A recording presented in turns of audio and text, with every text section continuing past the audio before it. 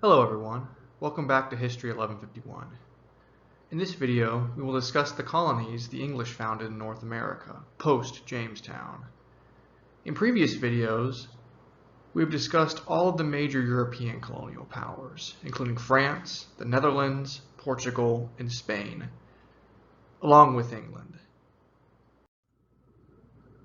From this point on, however, we will be focusing on England's colonial settlements, as these communities will become the 13 colonies that created the United States of America. It is not that the other European colonies are less important than those established by the English, but they would have less of an impact on the formation of the United States and the genesis of quote-unquote American culture. What was the first permanent English colony established in America after the formation of Jamestown? The answer, of course, is the Plymouth colony, established in southeastern Massachusetts in December of 1620.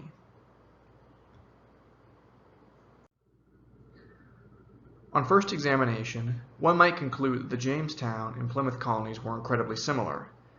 Both colonies were established by English settlers. Both colonies were founded on the North American coast, and both colonies were set up not with money and direct involvement from the English government, but by private consortiums that were separate from the English state. Additionally, both the Jamestown and Plymouth colonists faced many of the same challenges during their settlement's early years. Both groups of colonists struggled to store up sufficient food resources, and both factions struggled to adapt their English life ways to survive in the North American environment. What I hope you'll see, however, is that the similarities between Jamestown and Plymouth end here.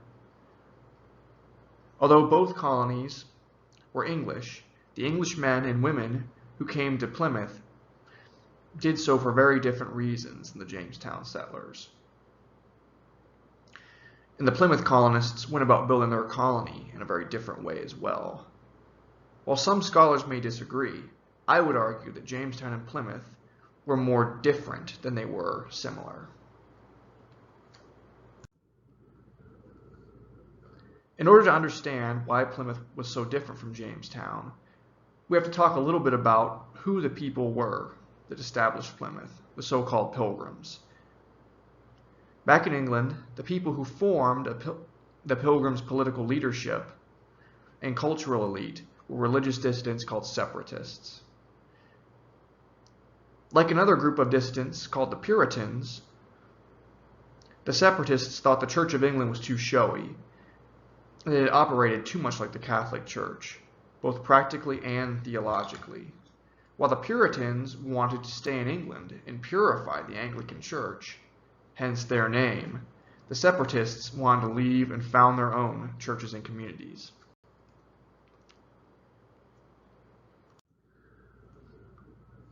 Religious dissidents, like the Puritans and the separatists, had faced some censure during the Elizabethan years. But persecution increased under Elizabeth's successor, James I, who imprisoned dissidents and shut down their churches. The separatist congregation in Scrooby, northeast England, about 200 miles from London, was raided by Anglican authorities in 1607, the same year that Jamestown was founded. This increased persecution motivated the separatists to leave England, sailing to the Netherlands in 1608. The separatists left their homeland for religious reasons, hence they are called Pilgrims today. They did not call themselves Pilgrims. Instead, they tended to refer to themselves as saints or planters once they had reached America.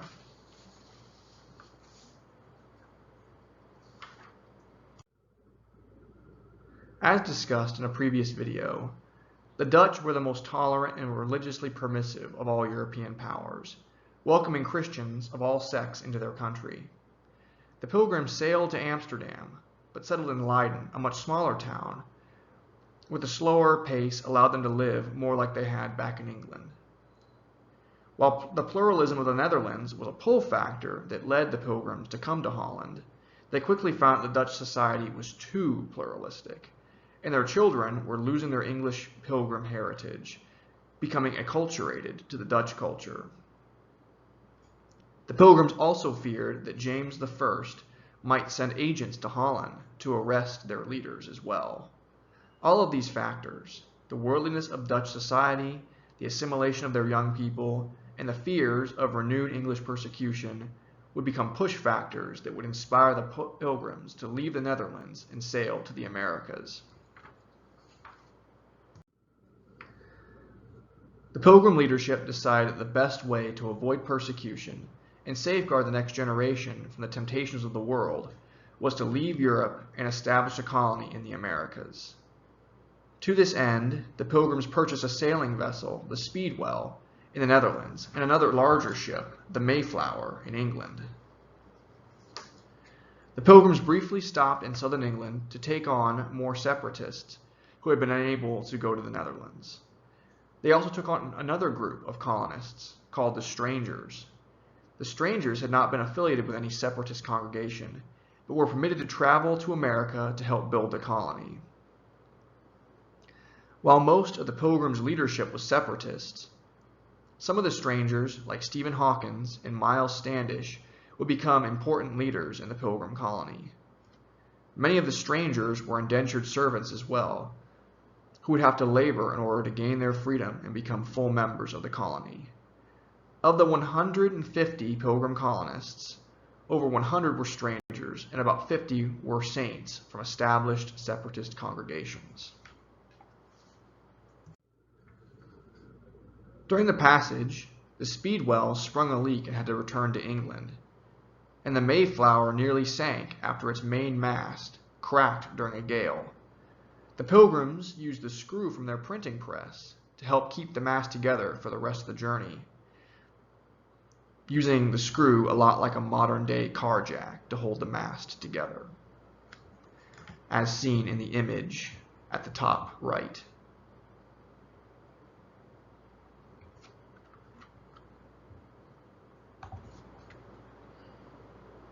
The Pilgrims had brought a printing press to the Americas because, in the tradition of the Reformation, they believed a literate, well-read, and educated populace was the key to establishing a successful Christian society.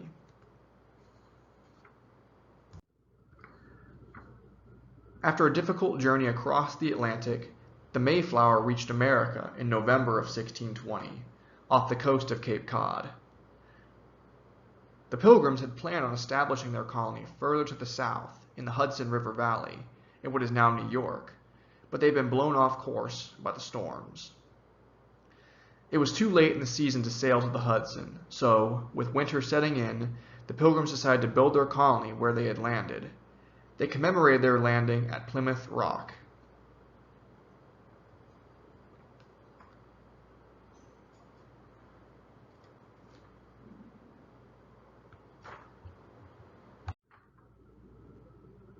The Pilgrims were not the first Europeans to explore Cape Cod and what will become Massachusetts. The Spanish, the French, and even the English, under John Smith, whom we discussed before, had sailed around the Cape and fished off its shores. I mentioned earlier European explorations because it will be important later.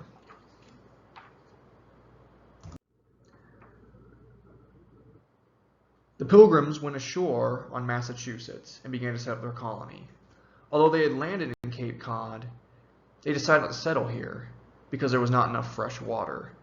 So they moved into the Massachusetts Bay and settled at Plymouth.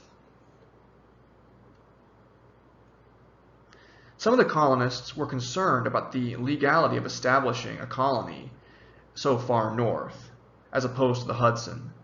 So the Pilgrim leaders drafted a legal document called the Mayflower Compact in order to justify their establishment of the Plymouth colony. In the document, the colonists declared they were establishing the colony in the name of God, to honor their king and country, and for the advancement of the Christian faith. This document was signed and ratified by the colony's free male members.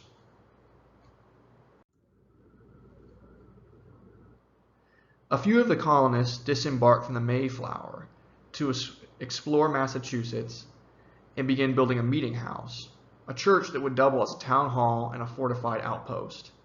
Miles Standish, a soldier and a stranger, led an exploratory patrol into the interior and found an abandoned Native American settlement. It had once belonged to the Patuxet people. Standish and his men also disturbed a Patuxet grave as well, recovering some Indian corn, which they brought back to the Mayflower. This Patuxet village would become the site where the first Plymouth colony was built.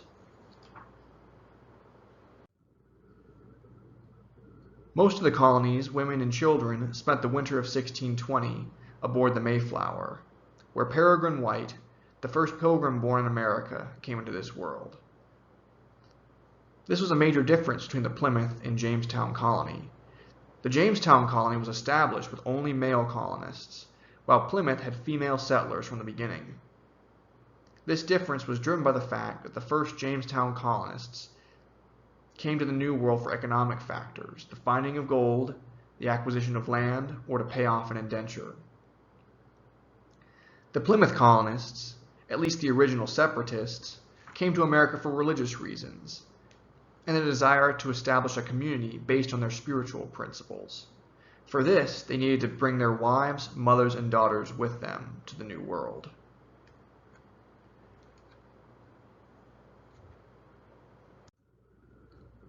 The colonists continued to work on the Plymouth settlement, building their new outpost on the location of the abandoned Patuxet settlement. Scholars think the Patuxet people abandoned their settlement due to disease that had been unwittingly introduced by the European traders and sailors that we discussed previously. The colonists chose to name their new settlement Plymouth after the city of Plymouth in Devon, southern England. The male colonists continued to construct the settlement's buildings and practice military drills throughout the winter of 1620 and early 1621. Despite their efforts, nearly half of the Pilgrims died of diseases during the first winter, cooped up on the Mayflower and confined to the settlement's communal meeting house.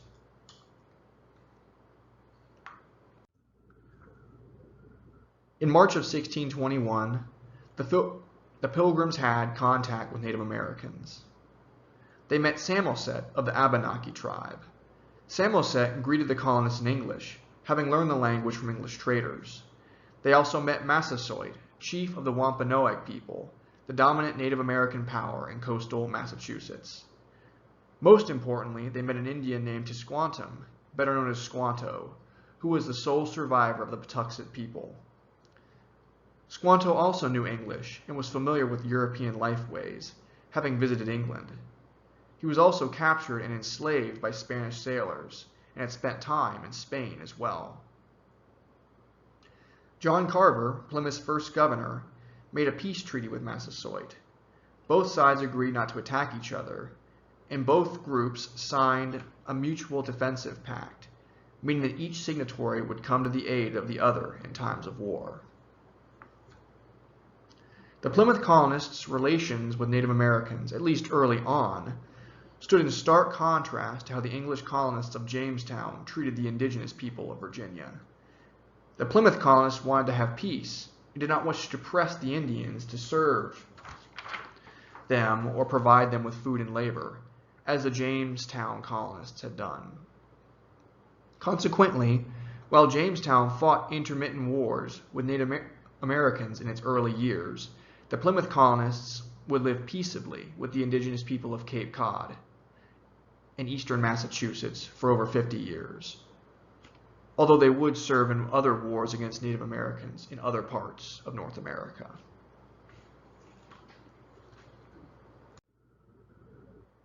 In the spring of 1621, the Pilgrims began to move into the Plymouth settlement, which they had taken to calling Plymouth Plantation. Squanto taught the Pilgrims how to adapt their lifeways to the New England environment. In particular, he taught the Pilgrim farmers how to raise corn and other crops. In contrast to Virginia, New England's soil is rocky, hard to till, and has few nutrients. Squanto taught the Pilgrims to bury fish with their corn. The fish would decompose and impart nutrients to the soil as the corn grew. That summer, the colonists discovered that they had unwittingly stolen some corn from the Nauset people, after the Nausets detained one of their settlement's young men. Instead of going to war to rescue their colonists, the Plymouth settlers paid the Nauset's for the stolen corn, demonstrating their desire to live peacefully with Native Americans. In the fall of 1621, the Pilgrims celebrated a day of Thanksgiving, including prayers and feasts to thank God for the success of their colony, their ability to grow food in New England, and their peaceful relations with Native Americans. The feast was probably held in October, not November, when it has been celebrated since the U.S. Civil War. 53 surviving colonists and about 90 Wampanoag warriors, including Chief Massasoit, attended the event, once again highlighting the desire that the initial Pilgrim colonists had for living peacefully with Native Americans. This attitude would change over time with the arrival of new colonists and the establishment of additional English colonies in the region.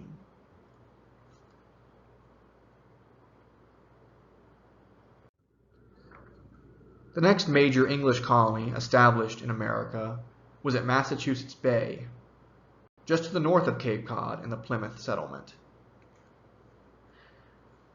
This new settlement would also be founded by religious dissidents, the Puritans, whom we discussed before. The Puritans began sailing to Massachusetts in 1630, led by John Winthrop, the colony's first governor. Like Plymouth, the colony ruled itself in order to maintain its religious and cultural beliefs. The Massachusetts Bay colonists established the settlement of Boston in September of 1630. Boston would grow in size and prestige and become one of the most important cities in English colonial America. The Massachusetts Bay colony grew quickly, even more quickly than Plymouth. During the Great Migration of the 1630s, Massachusetts Bay saw over 20,000 Puritans flee persecution in the British Isles to settle in the colony.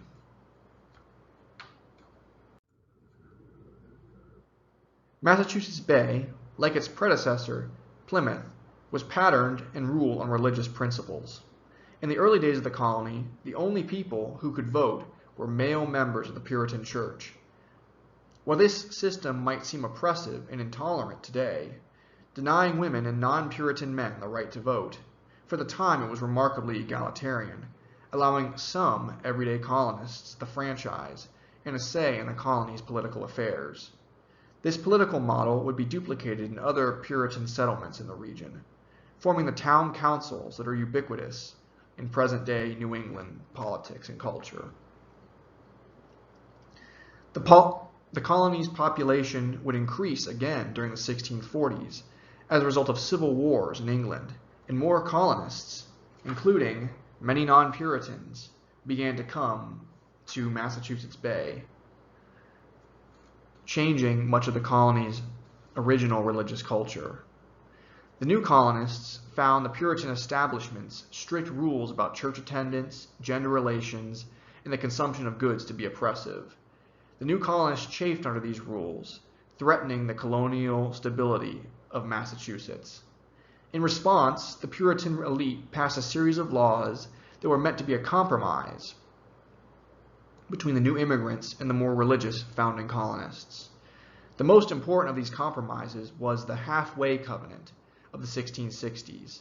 The Halfway Covenant allowed people who had not converted to Puritan Christianity to join the Puritan Church, and thus have political rights, so long as they allowed themselves to be baptized in the Puritan Church.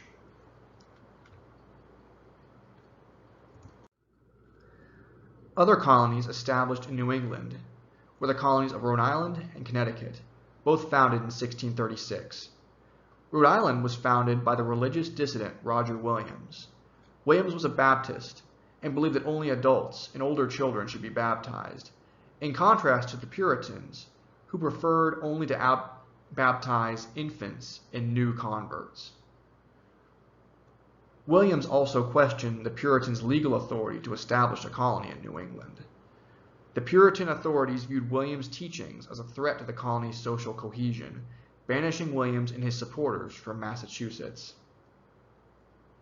In response, Williams and his followers established Providence in what would become Rhode Island. Rhode Island was intended to be a settlement where colonists could be free to practice Christianity as they saw fit.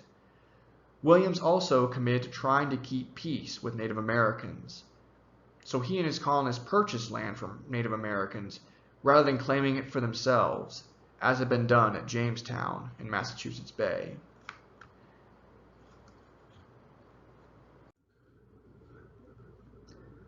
In contrast to Rhode Island, which was founded by religious dissidents, Connecticut was established by Puritans who wanted to have more of a separation between church and state, in a model that was more like the Plymouth colony. Over time, however, the settlements that formed Connecticut became more like Massachusetts, instituting church membership and property requirements to allow colonists to vote. The Connecticut colonists also emphasized trade with England and the consumption of consumer goods to a much higher degree than their neighbors in Massachusetts.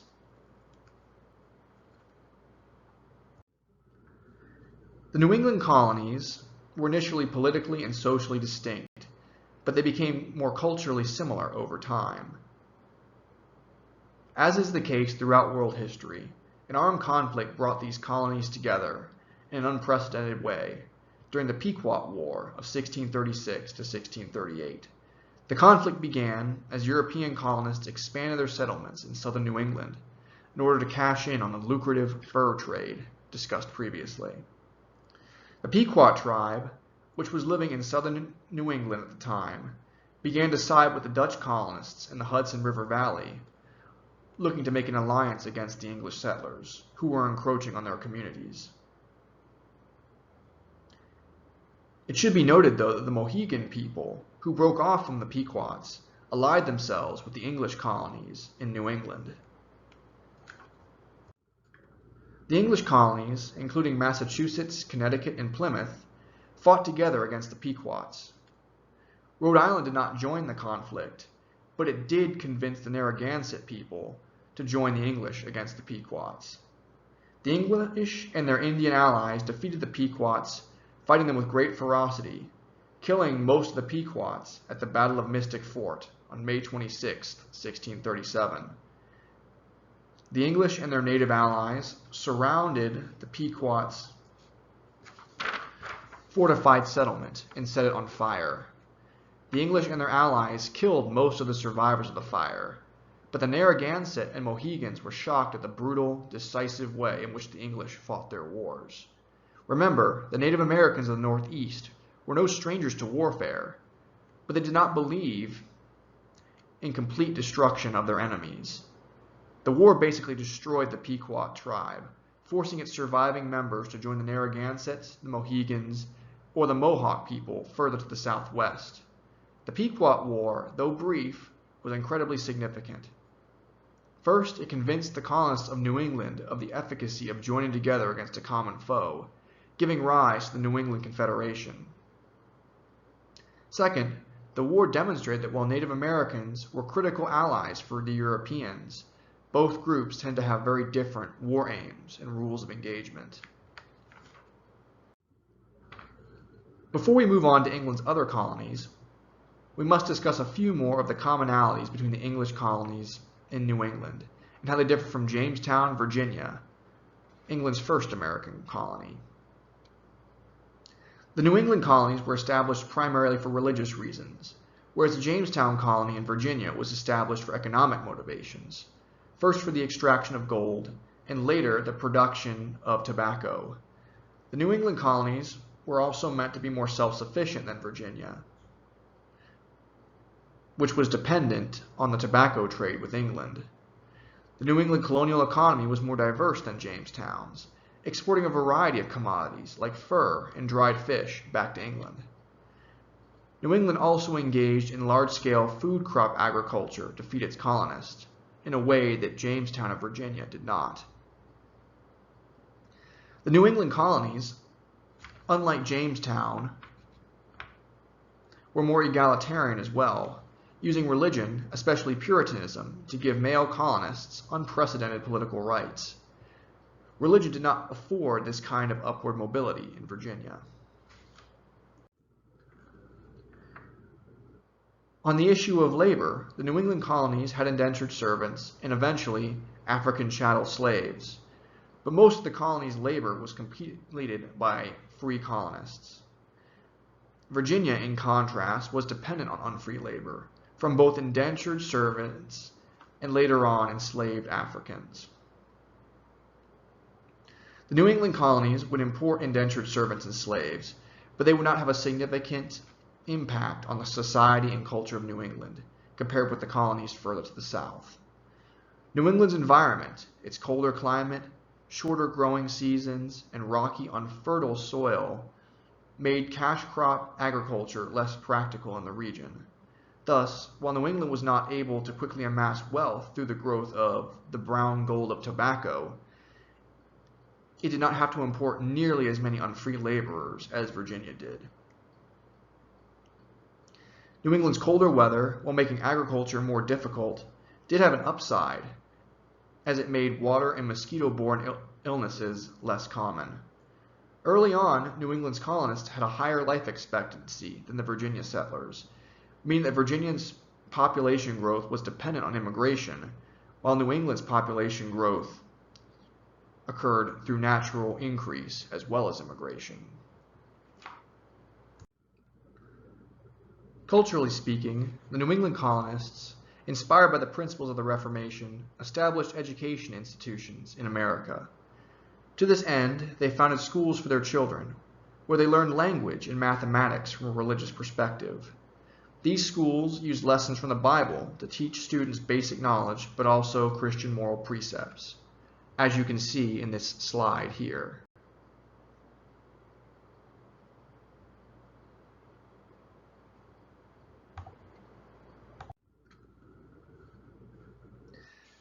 New England's Puritans, as Protestant Christians, believed that humanity was innately sinful, and thus children had to be taught from a young age of their sin and the importance of resisting their own selfish urges in order to obey their parents, their political leaders, and God.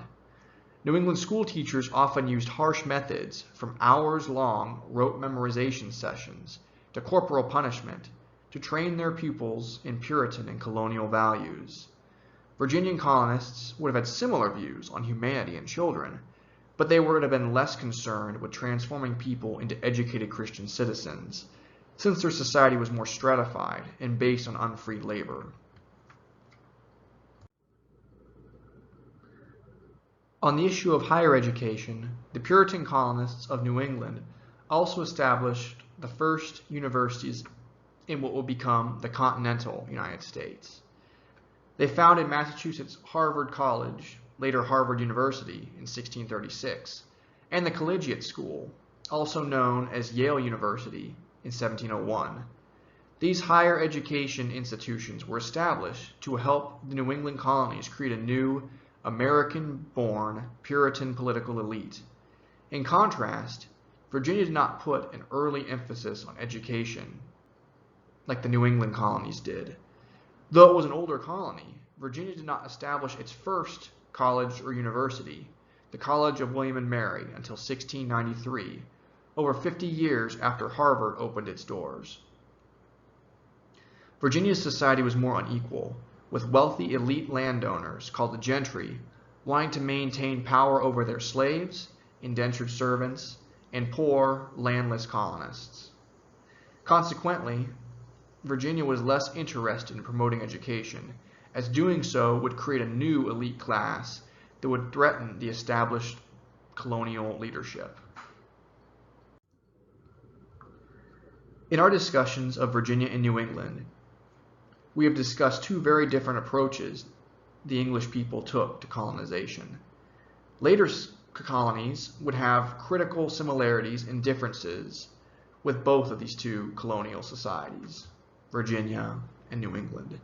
To this end, we will discuss two more colonial regional groups, the Mid-Atlantic and the Deep South. For the purpose of this class, we will consider the Mid-Atlantic colonies to be Maryland, Delaware, Pennsylvania, New Jersey, and New York. Although some people consider Maryland to be a southern colony, we will discuss it as a Mid-Atlantic colony.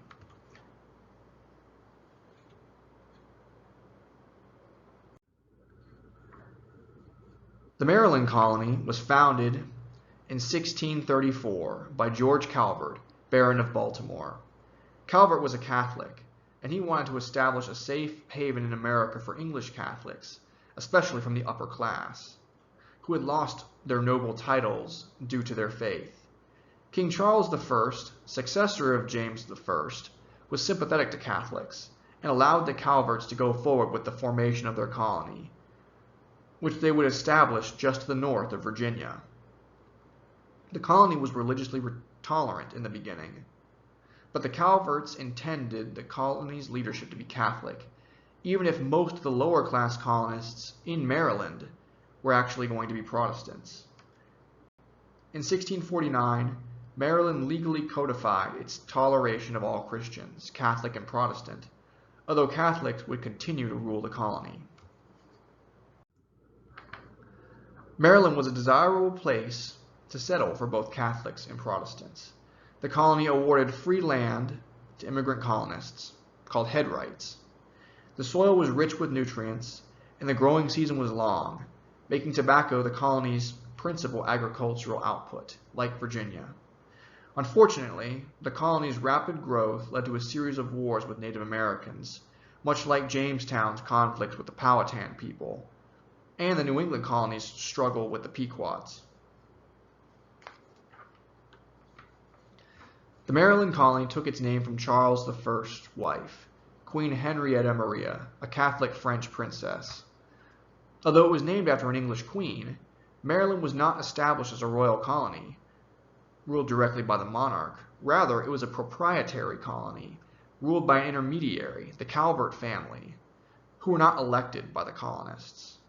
In contrast, Virginia and other New England settlements were founded as corporate colonies, founded and funded by groups of individuals, and the colonists had more say in who their leaders were, with the New England colonists having the most say, and the Jamestown, Virginia colonists having a little bit less control over who their leadership was, but still more of a say in the running of their colony than the Maryland colonists. Over time, as the Maryland colony grew, it became more like its southern neighbor, Virginia. Intended to be a safe haven for Catholics, the colony allowed for a degree of religious toleration. The colony's leadership, however, was exclusively Catholic, ruling over a predominantly Protestant settler class. The Protestant settlers, especially the Puritan settlers, felt that the Catholic elite did not properly represent them, since Protestants could not become rulers of the proprietary colony.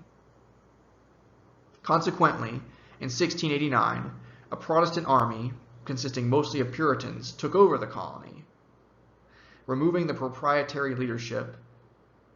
In order to prevent future Catholic rule, the Protestants made being Catholic illegal in 1704. Religious toleration would not be restored in Maryland until after the American Revolution. While they had removed Maryland's laws of religious toleration, the colony's Protestant settlers believed that they were actually ensuring religious freedom for themselves, the Protestant majority, by making sure that the colonial leadership had the same beliefs as the people. Further to the north, another group of religious dissidents, called the Quakers, established a colony in Pennsylvania in 1681. Pennsylvania took its name from its leader, William Penn, a Quaker from England. Quakers, officially known as the Religious Society of Friends, were a Protestant religious sect that began in the wake of the English Civil War of 1642 to 1651. The Quakers were founded by George Fox and Margaret Fell.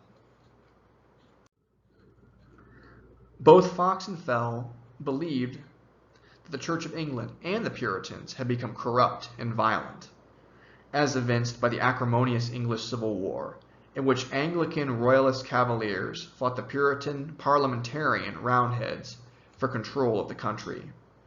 The Puritans had executed King Charles I, whom we discussed before, and temporarily removed the English monarchy, making Oliver Cromwell the leader and Lord Protector of England. The Quakers rejected both sides during the Civil War and preached the values of nonviolence, pacifism, and abstention from worldly pursuits and indulgences, like the abuse of tobacco and alcohol, and even the consumption of spicy food. Penn's colony would be established on these principles. Quaker religious services, both in England and in Pennsylvania, allowed all attendees, including women, to testify, that is, speak before the congregation. The Quakers believed that all people had an inner light and thus should be able to speak about spiritual matters for themselves, regardless of their gender. The Quakers showed a remarkable amount of gender egalitarianism by the standards of the day. Wanting to flee persecution, Penn and his Quakers established the settlement of Philadelphia, the city of brotherly love, in 1682. Because of their commitment to pacifism, the Quakers preferred to trade with Native Americans or buy land from them, rather than taking land by force or defending their incursions through warfare, as was done in other colonies. Pennsylvania, like Maryland, was a proprietary colony, but its government was more democratic and representative, consisting of elected county commissioners who represented the people who voted for them.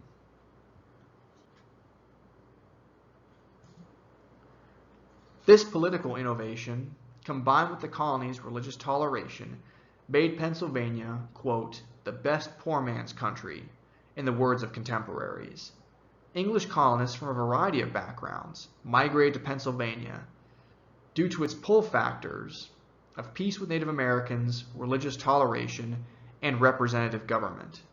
Even colonists from outside of England and the English colonies, like Germany, settled in Pennsylvania.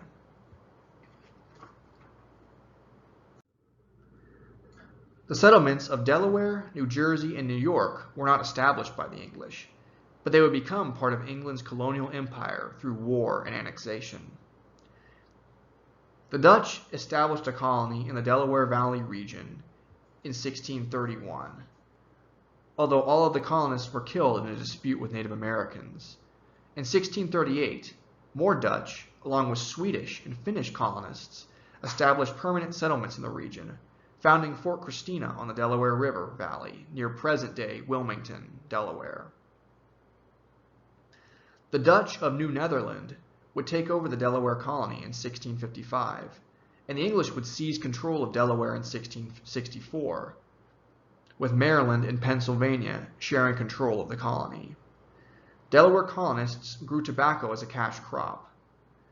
To this end, Delaware planters imported indentured servants and slaves to work in the fields of their plantations. It is also worth noting that Delaware was the site of the first log cabins, which were introduced to the Americas by Scandinavian colonists.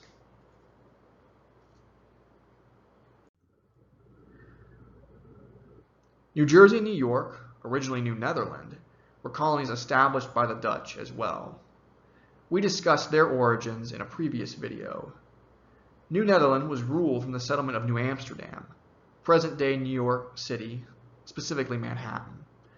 The English captured the Dutch settlement and renamed the rest of the colony to New York after their own Duke of York, the future James II. We will talk about King James II in a future video. Although these colonies were not established by the English, they would be ruled as proprietary colonies, with England's governing monarch giving control of these territories to English noblemen. England took control of New Jersey, formerly New Sweden, in 1664 as well.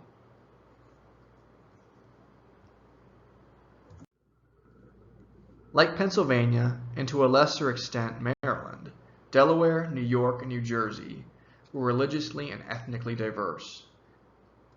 Following the Dutch pluralistic tradition, Christians of all sects were allowed to settle in these colonies.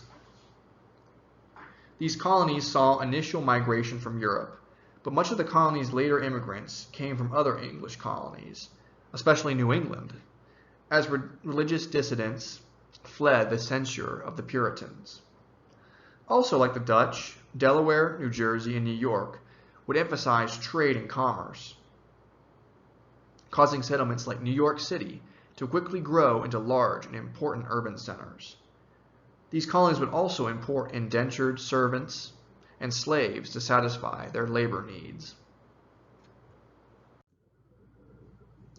The mid-Atlantic colonies had some key similarities, but also some important differences with the original English colonies in Virginia and New England. Southern mid-Atlantic colonies, like Delaware and Maryland, had similar economic and labor structures to Virginia, growing cash crops like tobacco, forcing them to rely on unfree labor.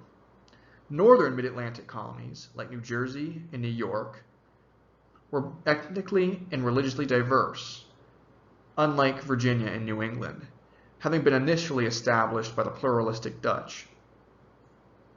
Pennsylvania was a religiously tolerant colony established by English Quakers, and its county commissioner system made the colony more like New England to the north, though, rather than proprietary colonies in the mid-Atlantic, which were initially ruled by wealthy English noblemen. All in all, the mid-Atlantic colonies, like their people, were very diverse, having incredibly varied political, social, and economic structures based on their environments and their demographics.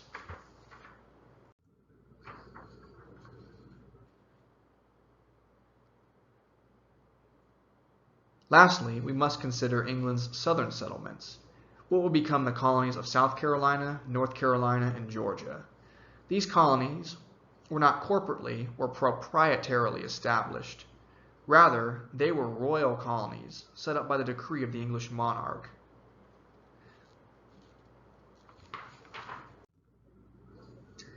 King Charles I officially created the province of Carolina in 1629, which included what is now the Carolinas, Georgia, and part of Tennessee. English colonists, however, would not start to settle in the region until the late 1600s. In 1670, English settlers from the Caribbean island of Barbados built the settlement of Charlestown in what will become South Carolina. South Carolina was different from the other English colonies because it was a slavery-based society from its creation.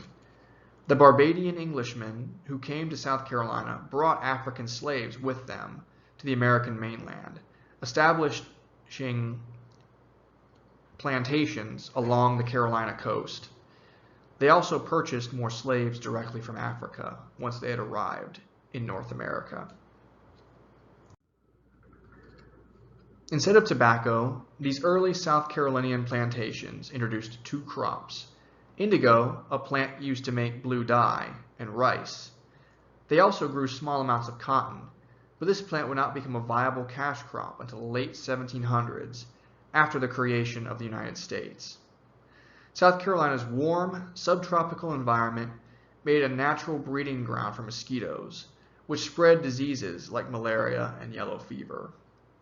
African slaves tended to have immunity to these diseases, since these pathogens originated in Africa, but Europeans and Native Americans did not. Consequently, few European settlers migrated to coastal South Carolina, and many of the colony's white elite lived in more northern colonies or inland, managing their plantations in absentia. As a result, South Carolina became a black majority colony by 1720, with most of its residents being slaves, in addition to a small, free African American population. Because of South Carolina's small white population, Africans, enslaved and free, were able to maintain far more elements of their African culture, because their white masters lived far away and were not trying to acculturate them to European life ways.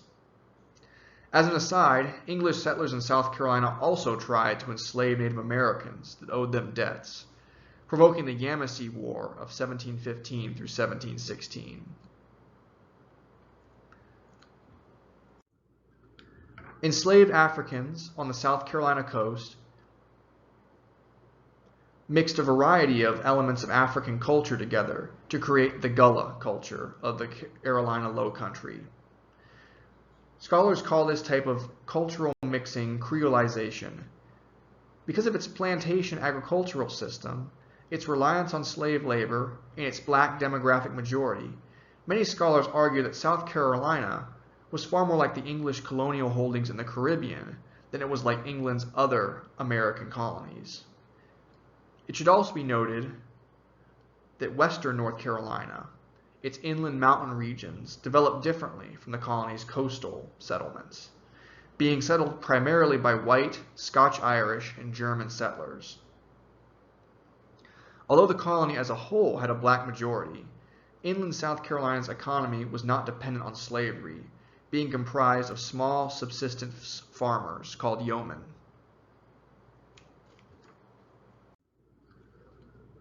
North Carolina came about differently than its southern neighbor. Although it had been temporarily settled by the English in the 1500s, discussed in a previous video, English colonists did not migrate to the land that would become North Carolina until about 1663, with the establishment of the Albemarle settlements. Most of the first settlers who came to the colony actually migrated from Virginia rather than Europe. Coastal North Carolina's demographics and labor systems were more like that of Virginia than South Carolina, as the state primarily grew tobacco rather than rice and indigo. The state also adopted race-based chattel slavery over time, rather than from its outset. Western North Carolina, with its rugged mountains and valleys, would be settled by German and Scotch-Irish settlers, who migrated southward down the Appalachian mountain range to establish small farms rather than large plantations. North Carolina as a whole would also remain lightly populated, making its coast a safe harbor for pirates like Edward Teach, better known as Blackbeard. Essentially, you can think of North Carolina as being like Virginia on the coast, but like inland South Carolina in its mountainous uplands. Now we will consider the last of England's colonies in what will become the United States. Georgia. Georgia, like the Carolinas, was a royal colony, being established by James Oglethorpe under orders of King George II in 1733. Oglethorpe built Savannah, the first English settlement in Georgia, that same year. Georgia was established for two reasons. First, the English intended to use Georgia as a buffer territory between the lucrative Carolina and Georgia colonies and hostile Spanish Florida to the south. The colony accomplished this goal, stopping a northward Spanish invasion in 1742 during the War of Jenkins' Ear. Georgia was established to be a safe haven for the poor of the British Isles. Oglethorpe, the governor, hoped that anyone who was too poor to live in Britain would migrate to Georgia, be they English, Welsh, Scottish, or even Irish. In Georgia, they would find land and labor. To this end, slavery was initially banned from Georgia, as the colony was intended to employ poor whites, rather than rely on the enslaved labor of Africans.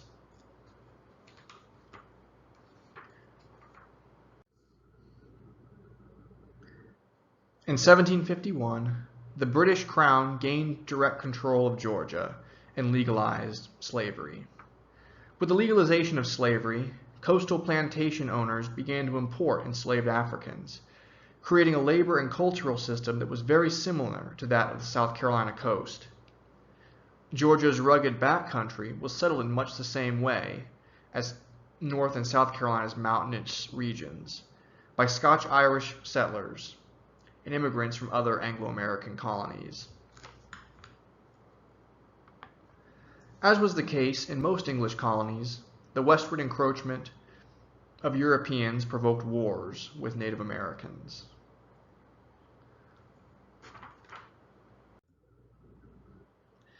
We have covered an incredible amount of material in this video, so now I will take some time to summarize the key similarities and differences between the English colonies of America.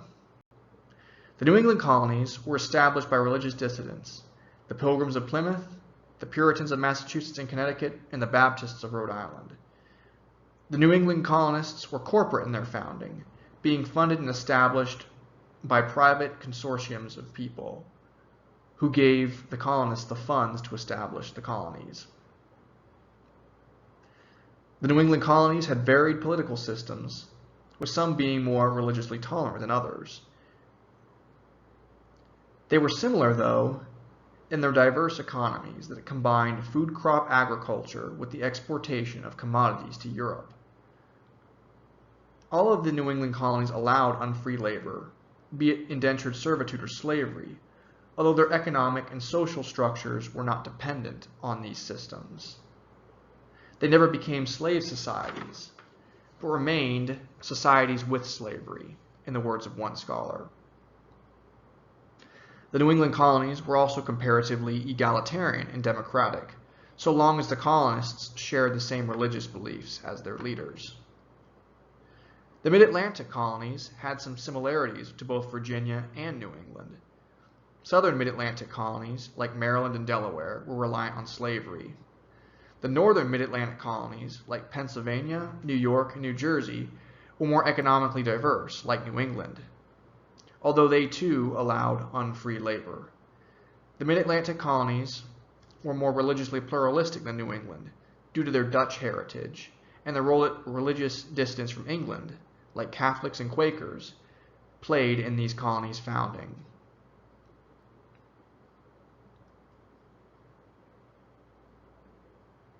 The Mid-Atlantic colonies that were actually founded by English settlers, Maryland and Pennsylvania, not seized from European powers, Delaware, New Jersey, and New York, were proprietary, meaning they were founded by wealthy individuals in England who would rule the colonies. Some of the Mid-Atlantic colonies, like Pennsylvania, gave their colonists political rights. Others, like Maryland, did not. The southern colonies, the Carolinas and Georgia, were royal colonies, meaning the English monarch played more of a role in their founding and government.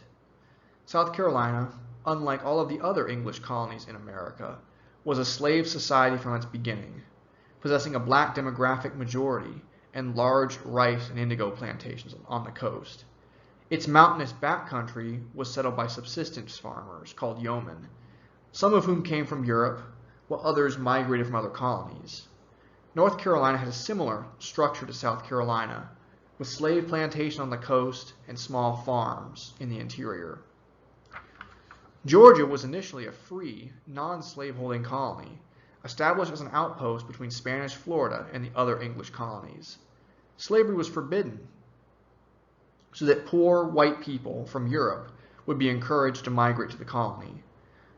While Georgia succeeded in keeping the Spanish out of its colony, slavery was eventually legalized, and the colony soon developed similarly to the Carolinas. The similarities and differences within England's colonies would cause them to develop their own unique cultures and economies, while also bringing them together over common issues like trade, Native American relations, and unfree labor. The English colonies' similarities and differences would inspire the colonial grievances that would cause the American Revolution, as you will see in future videos.